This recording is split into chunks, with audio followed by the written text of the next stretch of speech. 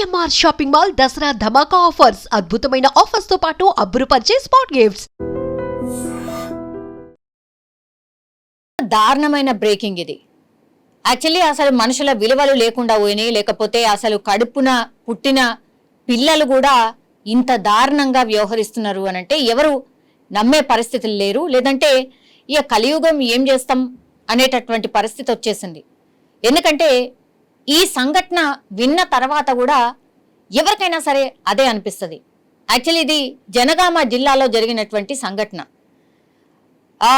ఈమె పేరు వచ్చేసి బదావత్ లక్ష్మి. కేవలం 45 సంవత్సరాలు మాత్రమే. పాపం 20 ఏళ్ల క్రితమే భర్త చనిపోయిండు. సో అల్లారు ముద్దుగా ఒకే ఒక కూతురు.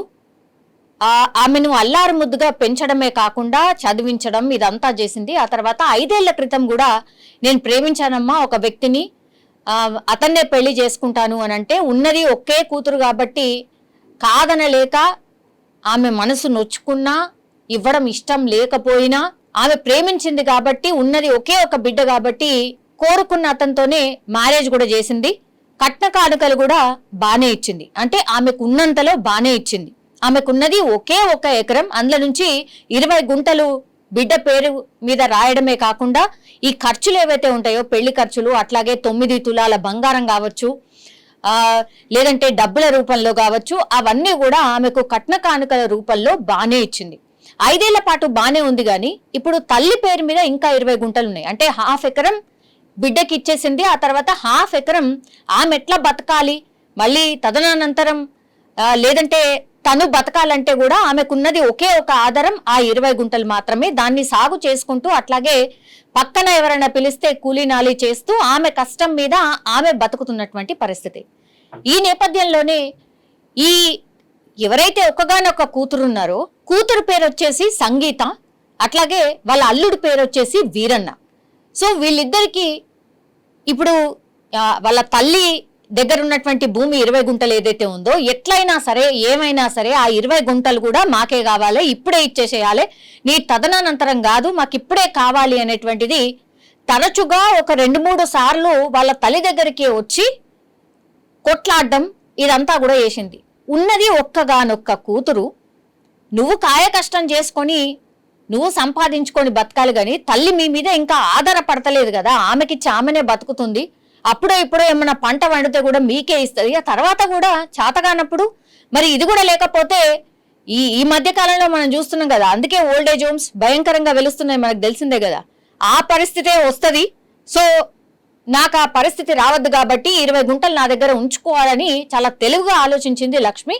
అందుకని తనతో పాటే ఉంచుకుంది. ఆ 20 గుంటలే మాకిప్పుడే రాసివ్వాలి, లేకపోతే నడవదు, నాకున్నది 20 గుంటలే నువ్వు నాకు ఇచ్చినావు, నాకేమాత్రం సరిపోతలేదు, ఆ 20 గుంటలు కూడా నీకెందుకు, ఈ వయసులో నీకెందుకు, ఏమైనా చూసుకునేది ఉంటే నేనే కదా కూతురుని, నేనే చూసుకుంటా, నాకు అది ఇచ్చేయి, ఇప్పుడే ఇచ్చేయని తరచుగా వచ్చి తల్లి దగ్గరకు వచ్చి గొడవ పడుతూ ఉండేది.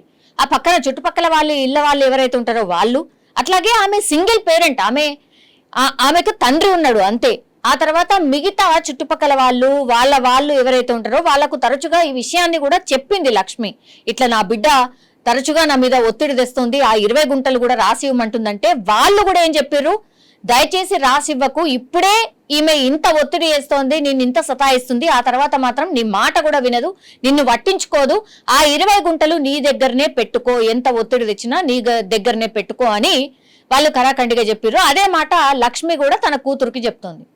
ఇక నచ్చలేదు, ఎంతసేపు ఎన్నిసార్లు గొడవ పడ్డా ఇక వినట్లేదు అనుకున్నారో ఏమో తెలియదు. కానీ నిన్న లక్ష్మి దగ్గరికి ఇప్పుడు ఎవరైతే కూతురు సంగీత, అట్లాగే వాళ్ళ హస్బెండ్ ఎవరైతే ఉన్నారో వీరన్న, వాళ్ళు కారు తీసుకొని వచ్చిండ్రు, తల్లి దగ్గరకు వచ్చిండ్రు. అదే గొడవ, అదే విషయం మళ్ళా మాట్లాడిండ్రు. ఆ తర్వాత ఇక మరి ఏమైందో తిన్నారు, ఆ తర్వాత పండుకున్నారు, ఇంకేమైందో తెలియదు. కానీ లాస్ట్కి వస్తే ఏం జరిగింది అని అంటే, రాత్రి వాళ్ళ తల్లి నిద్రపోయిన తర్వాత దిండు, అంటే ఆమె పెట్టుకున్నటువంటి దిండుని పూర్తిగా ఆమె మొహం మీద పెట్టేసి అత్యంత దారుణంగా నన్ను కన్న తల్లి ఈమె అని కనీసం గుర్తించుకోకుండా సంగీత తన కన్న తల్లిని చంపేసినటువంటి ఘటన.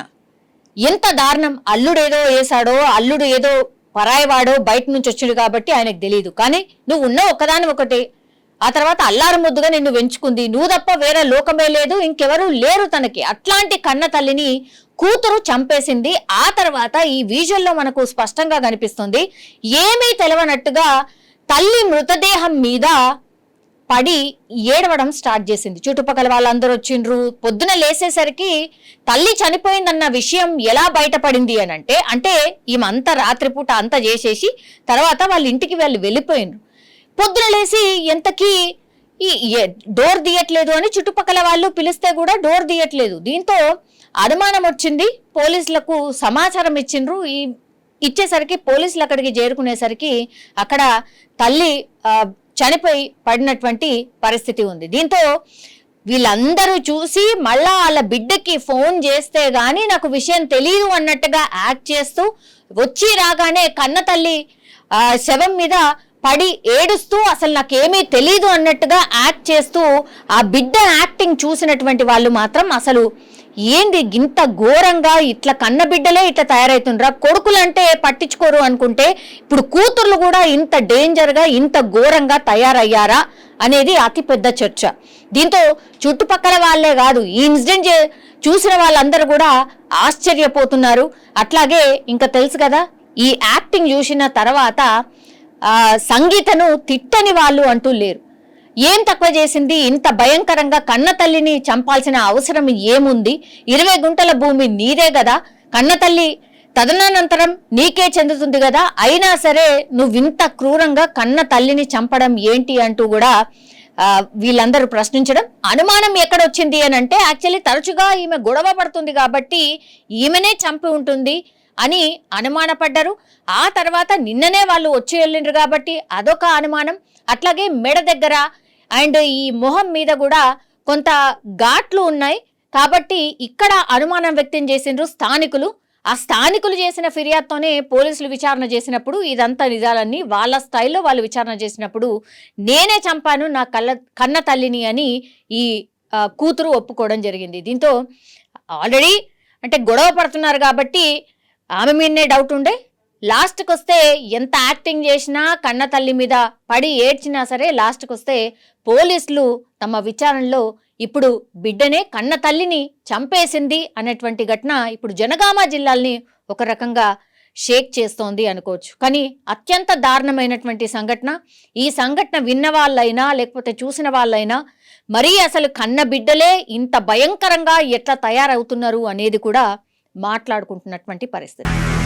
నిజంగా ప్రస్తుతం ఉన్నటువంటి సమాజం దేనికి ప్రయారిటీ ఇస్తుంది? ఆర్థిక సంబంధాల చుట్టూ మాత్రమే తిరుగుతుంది. మళ్ళీ ఎన్నికలంగానే చాలా విరక్తి కలుగుతాం. మంచి అనిపిస్తుంది కదా, లేడీస్ కూడా ఛాలెంజింగ్ జాబ్స్ చేసినప్పుడు చాలా బాగుంటది. ట్రాఫిక్ అసిస్టెంట్స్ గా నియమించిన ట్రాన్స్జెండర్స్ అందరితో సాల్యూట్ చేయించుకుంటున్నారు. ఫుడ్ డెలివరీ ఇవ్వటానికి వెళ్ళినటువంటి డెలివరీ బాయ్ అనిల్ పై కళ్ళ ముందు